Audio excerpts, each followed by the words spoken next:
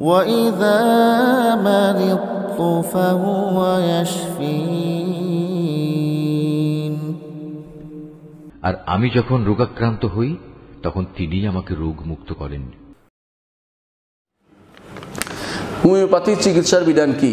Homeopathy চিকিৎসার বিধান, যদি কোনো হোমিওপ্যাথির মধ্যে যদি কোনো মদ থাকে তাহলে জায়েজ নেই। এখন আমি যতটুকু জানি মদ থাকে না, কারণ এটা খাইলে মাদকতা আসে না, বা এটা জানলে এটা খাইলে কোনো ঝিমঝিম করে মানুষ বেহুশ হয়ে পড়ে না, বা এটা খাইলে তার মধ্যে এক ধরনের যে মদ খেলে যেটা আসে না, এটাকে আপনি হারাম করার তো ঘোষণা, হারাম করার সুযোগ আমি দেখি না। অনেকে যারা মনে করে পরীক্ষা করে দেখেন, ডাক্তারকে ভালো করে জিজ্ঞাসা করবেন, তারা যে বলে যে না আমি একেবারে খাঁটি মদে দিই এটার মধ্যে, তাহলে অবশ্যই সেটা খাওয়া যাবে না। মনে রাখবেন, অ্যালকোহল শব্দটি একটা ব্যাপক শব্দ, এটা ঔষধি শব্দ। অ্যালকোহল অর্থই মদ নয়, এটা আমাদের একটা ভুল ধারণা। অ্যালকোহল অর্থই মদ নয়, মদের ভিন্ন ইংরেজি আছে। অ্যালকোহল ঔষধি শব্দের একটা অংশ মদে ব্যবহৃত হয়। এটা যদি ব্যবহার না করে, ইথাইল আছে, মিথাইল আছে। ইথাইল অ্যালকোহল হচ্ছে অনেকটা প্রিজারভেটিভ, আবার মিথাইল অ্যালকোহল আছে মানুষের মৃত্যু ঘটিয়ে দেয়। এটা একটু খাইলে মরে যায়, যেমন শুনেছেন এর থেকে খাইয়ে অনেক সময় মরে গেছে ওষুধ খেয়ে। তো এগুলি অর্থ মদ নয়, মদ ভিন্ন জিনিস। তার মাদক আছে কিনা যতক্ষণ শিওর না হবেন ততক্ষণ পর্যন্ত আপনি সেটা খেতে পারবেন, আর মাদক থাকলে সেটা খেতে পারবেন না, এটা আপনি জিজ্ঞাসা করে নেবেন। কারণ আমাদের মধ্যে আমার মদ পার্থক্য আছে। কোনো ব্যক্তি বিশেষে কেউ মদ খাওয়া ইচ্ছা করে, কেউ ইচ্ছা করে ওষুধ দেয়।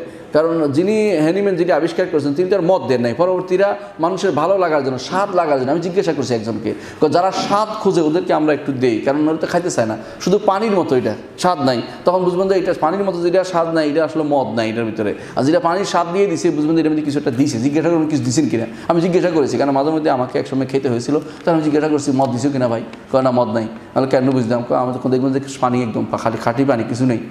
তো আমি দেখছি খাঁটি পানি, কয়ে দাও। তো আমি বললাম যে তাহলে তোমরা কি মদ দাও নাকি? যে যেমনি চাই তেমনি দেই।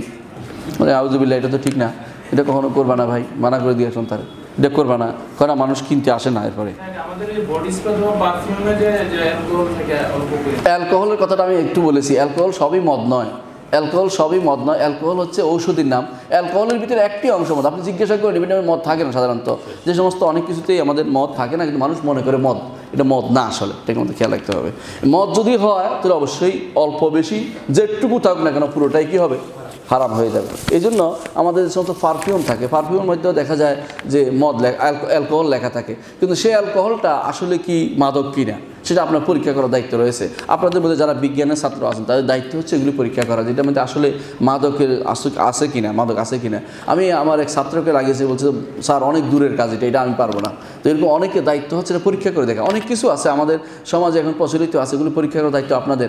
এই যে দেখেন ওষুধ খান আপনি, ট্যাবলেট ক্যাপসুল খান, ক্যাপসুল আছে না, ক্যাপসুল উপরে যে ক্যাপসুলটা লাগানো, এটা কি বলা হয়, এটাকে